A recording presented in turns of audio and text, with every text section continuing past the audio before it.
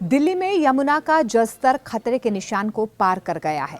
कई इलाके पानी में डूब गए हैं। यमुना किनारे रहने वालों पर तो मुसीबत टूट गई है। अब अंतिम संस्कार पर भी इसका असर देखने को मिल रहा है। दरअसल राजधानी का सबसे बड़ा शमशान घाट यानी कि निगमबोध घाट जो है बुधवार को बाढ़ की चपेट में आ गया। हालात इतने बिगड़ गए हैं कि घाट पर अंतिम संस्कार की प्रक्रिया रोकनी पड़ रही है।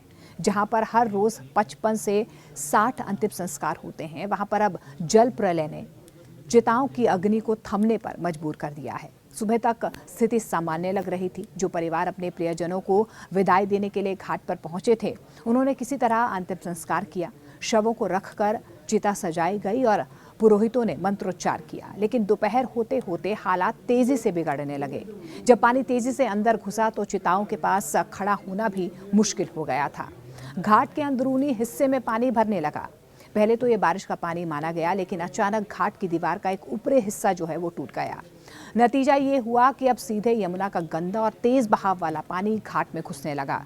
करीब 2 घंटे पहले औपचारिक रूप से आदेश दिया गया कि निगमबोध घाट पर अब कोई नया अंतिम संस्कार नहीं होगा।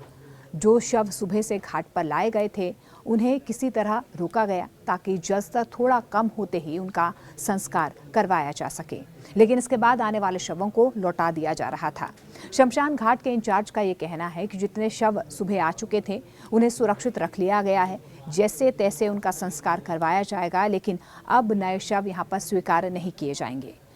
परिवारों को निवेदन करके अन्य घाटों पर भेजा जा रहा है। आमतौर पर निगमबोध घाट पर रोजाना 55 से 60 अंतिम संस्कार होते हैं। ये दिल्ली का सबसे व्यस्त शमशान घाट स्थल है, लेकिन आज वहां पर सन्नाटा पसरा हुआ है। जिन रास्तों से लोग अपने प्रियजनों की अंतिम यात्रा लेकर आते थे, वहीं अब जल भराव की स्थिति है। शमशान की चिताएं जहां पर मुक्ति का प्रतीक होती हैं, वहां पर आज शव मुक्ति की प्रतीक्षा में पड़े हैं। परिजन असमंजस में हैं कि अपने प्रिय को आखिरी विदाई कहां पर और कैसे दें। निगमबोध घाट की दीवार टूटने के बाद प्रशासन के लिए चुनौती और ज्यादा बढ़ गई है। अब परिवारों को वैकल्पिक स्थानों पर भेजा जा रहा है, मगर वहां पर भी भीड़ और इंतजार बढ़ने की आशंका है। दिल्ली में पहले से ही बाढ़ की वजह से यातायात और व्यवस्था बिगड़ चुकी है। ऐसे में शवों को दूसरे घाटों तक ले जाना भी आसान नहीं होगा। दिल्ली, एनसीआर सहित देश के कई हिस्सों में भारी बारिश का दौर जारी है। जिला प्रशासन ने जनता से अपील की है कि वे अनावश्यक रूप से घर से बाहर ना निकलें और विशेष रूप से निचले इलाकों और नालों के किनारे जाने से बचें। इसके अलावा मौसम विभाग ने दिल्ली, नोएडा, गुरुग्राम के लिए रेड और ऑरेंज अलर्ट भी जारी किया है, जिसमें भारी से अति भारी बारिश की चेतावनी दी गई है। बारिश की वजह से दिल्ली एनसीआर में कई प्रमुख सड़कों पर जल जमाव की स्थिति बनी हुई है, जिससे यातायात बुरी तरह से प्रभावित हुआ है।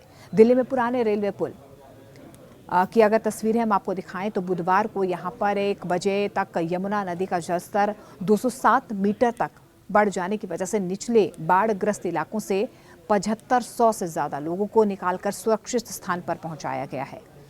केंद्रीय बाढ़ नियंत्रण कक्ष के एक अधिकारी ने यह भी बताया है कि जलस्तर बढ़ने का मुख्य कारण जो है वजीराबाद और हथनीकुंड बैराज से हर घंटे छोड़े जा रहे पानी की भारी मात्रा है।